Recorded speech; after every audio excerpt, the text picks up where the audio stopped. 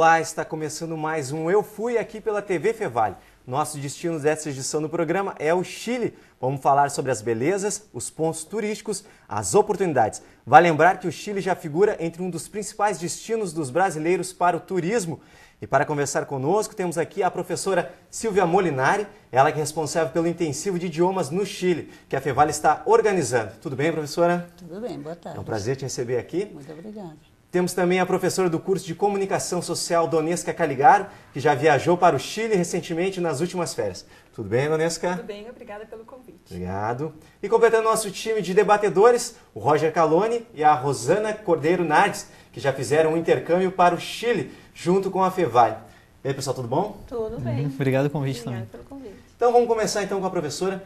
A Fevale está organizando então mais um intercâmbio, né? Como é que vai ser? Vai ser em julho, parece, né? Sim, está previsto a partir do dia 4 de julho, durante 4 semanas. É um programa de imersão na língua espanhola e na cultura chilena, que prevê 100 horas de aula. Os alunos, os participantes serão nivelados, né?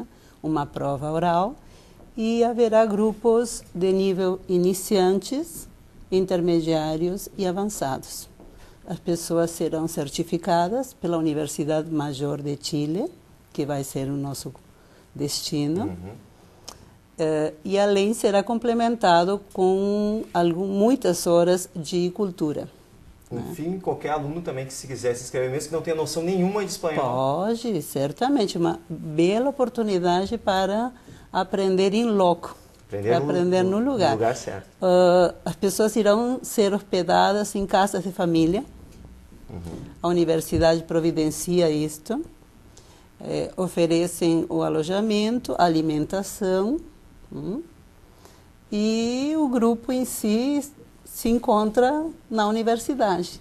Fora que a experiência que ele vai ter também é única, né? Fantástica, fantástica. Aproveitando o intercâmbio, então, conversar com o Roger e com a Rosana. Como é que foi para vocês? Vocês foram lá com o intuito de que, além, claro, de aprender um novo idioma e tal, mas no fundo foi só isso ou teve um outro sonho, alguma coisa no meio disso aí? Não, também foi para conhecer os lugares, os pontos turísticos, fora a cultura deles, que é espetacular. E o que mais assim, que te chamou a atenção de lá? Assim? Me chamou a atenção a questão do idioma. Eu achei, porque eu já estava no 4º semestre já de espanhol aqui na Fevale, até com a professora Silvia, aquele semestre, e o sotaque deles é muito diferente. Então, muitos modismos que a gente chama em espanhol, muitas... Vícios? Isso.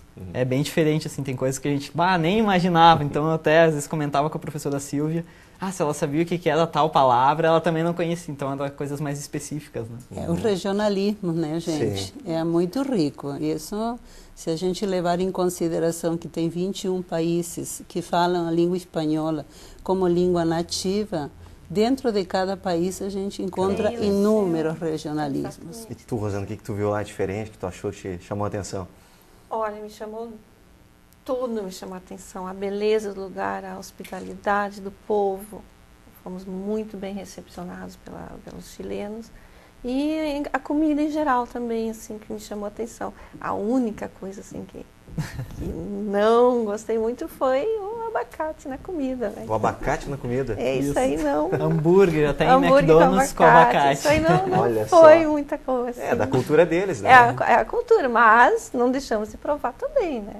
E depois eu vou entrar em mais a fundo esses Sim. detalhezinhos, só para pegar a Donesca também. Tu fez turismo de carro lá, Donesca, como é que foi isso aí? Essa foi uma experiência que fui eu e o meu marido, nós fomos agora na virada do ano, então 2010, 2011, passamos o Réveillon lá. E a nossa ideia, na verdade, foi seguir um roteiro traçado por uma revista dessas de turismo. Uma repórter tinha ido, nós lemos, gostamos da proposta dela, o meu marido tinha ido quando ele era adolescente. E aí a gente, assim como na revista, a gente alugou um carro e percorreu algumas cidades. Foi uma experiência bem bacana, porque a gente pode fazer tudo ao nosso tempo, né? Quer ficar mais um dia aqui, fica, quer ir adiante, não gostou, vai adiante. Mas é uma experiência bem como turista mesmo. No teu caso, tu não ficou presa à rota de uma empresa de turismo. Tu fizeste a tua liberdade de escolha para onde tu quisesse ir. Exatamente. Foi bem interessante. Isso é bom também, é diferente, né? Uma pergunta que eu tenho que te fazer, se tu fizesse de carro, como é que é o preço, a diferença de preço de gasolina lá e daqui para fazer esse tipo de turismo?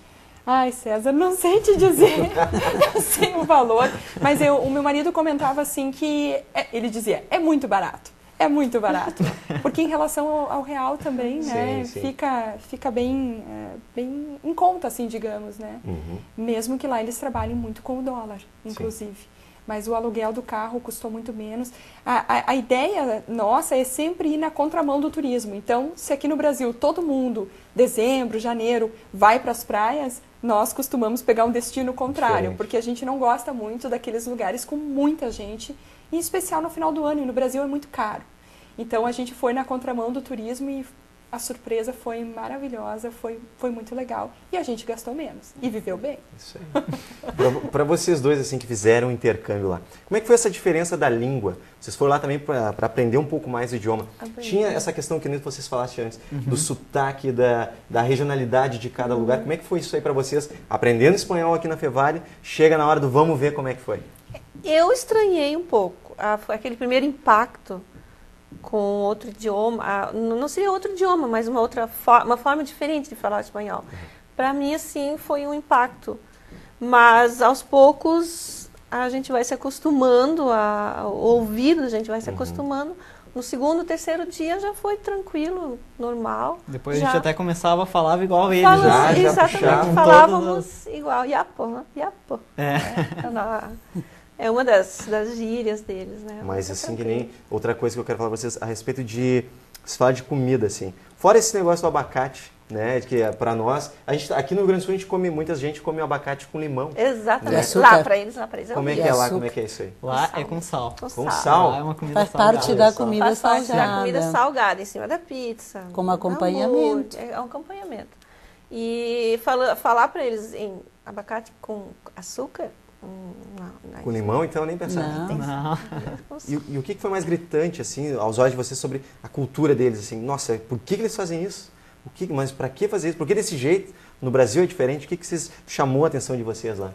Vestimenta, música, forma de ser, de andar? Como é que é lá?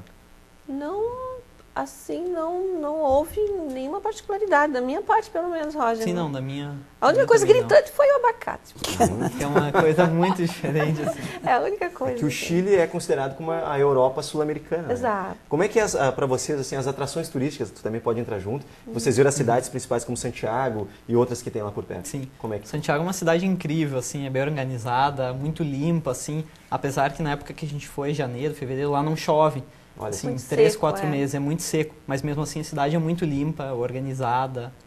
Há uma diferença enorme, a educação dos motoristas. Assim, olha só, respeitam a faixa? Respeito. E a velocidade? E a velocidade, isso aí me chamou muita atenção.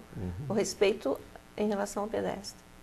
É verdade, eu também notei isso. Como a gente foi de carro, os motoristas, eles respeitam a velocidade permitida e não ultrapassam. Até a nossa impressão como brasileiros vai ter uma blitz ali na frente, por que eles estão tão devagar? Exatamente. Mas não é que eles respeitam mesmo, aos nossos olhos parece devagar e como se alguma coisa fosse acontecer. Um posto da polícia, uma blitz, alguma coisa assim, mas não, eles respeitam realmente. Exatamente.